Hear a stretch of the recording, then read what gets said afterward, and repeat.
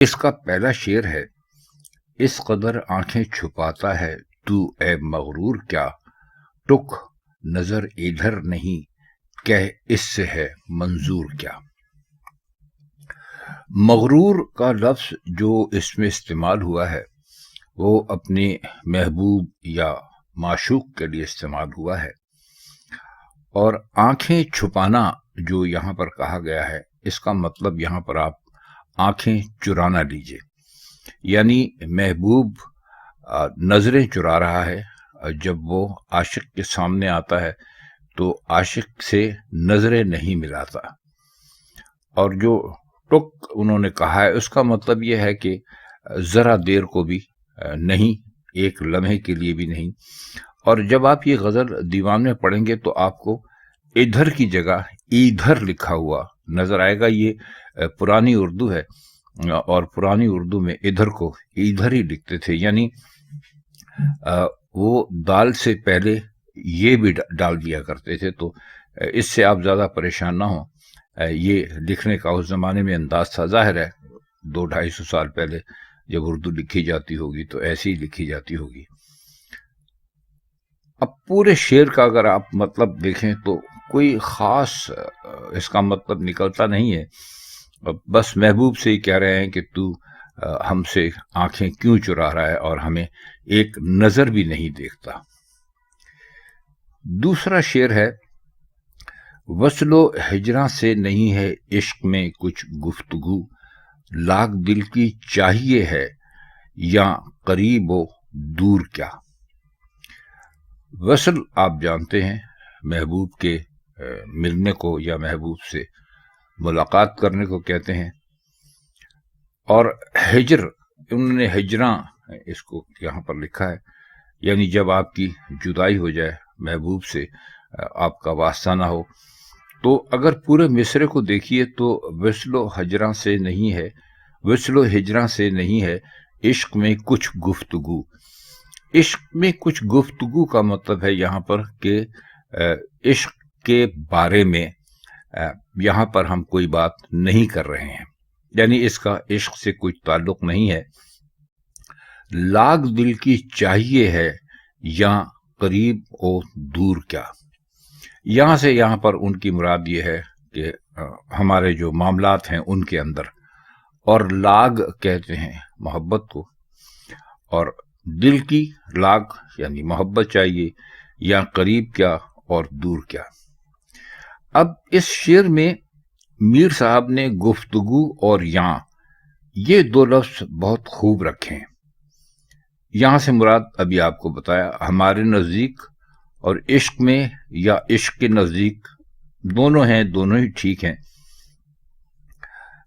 اس مضمون کو ایک اور رنگ سے اپنے دیوان جو ان کا ہے، دیوان پنجم یعنی 5واں دیوان، اس میں بھی انہوں نے کہا ہے کہ نہیں اتحاد تن و جاں سے واقف، ہمیں یار سے جو جدا جانتا ہے۔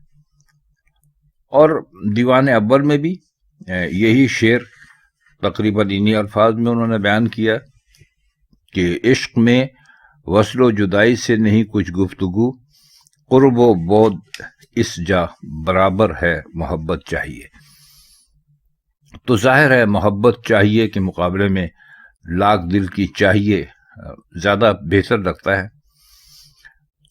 تو اس لیے کوئی خاص آپ اس شعر کے معنی اور مطالب اس سے زیادہ تو ہمارے خیال میں نہیں کر سکتے۔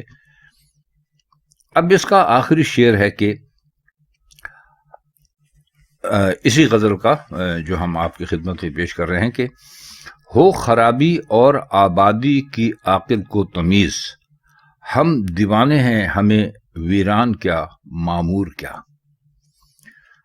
اب آپ دیکھیے دیوانہ لکھا ہوا ہے، آج کل ہم لوگ لکھتے ہیں دیوانہ، تو اس میں ہم لوگ ایک یہ زیادہ ڈال دیتے ہیں، جبکہ میر صاحب نے یہ کہ بغیر لکھا ہے، یعنی دیوانہ کو دیوانہ لکھا ہے۔ ویران سے ان کی مراد وہ ایسی جگہ جہاں پر کوئی آبادی نہ ہو کسی قسم کی، کوئی رہتا نہ ہو، جنگل ہو، بیابان ہو، اور معمور کا مطلب یہ ہے آبادی، یعنی وہ جگہ جو بھری ہوئی ہو اس کو معمور کہتے ہیں۔ اب اس شعر میں جو ان کے انداز کی معصومیت ہے وہ یقیناً بہت اعلیٰ ہے، کیونکہ یہ معصومیت دراصل چالاکی کا پردہ ہے۔ پہلے مصرعے میں آپ ذرا غور سے دیکھیے اس کو، پہلے مصرعے میں ہے کی جگہ ہو کہہ کر معنی کا ایک نیا پہلو بھی رکھ دیا ہے، یعنی شاید عاقل کو تمیز ہو۔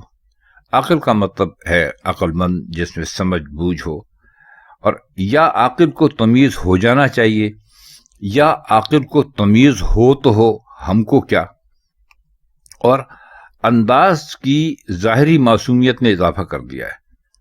خرابہ کی جگہ خرابی کہنا بھی خوب ہے، کیونکہ اس کے پھر دو معنی بنتے ہیں۔ پھر خرابی اور آبادی کے مقابلے میں ویران اور معمور بھی خوب ہیں، کیونکہ آبادی اور ویران سامنے کے لفظ ہیں اور خرابی اور معمور تازہ لفظ ہیں۔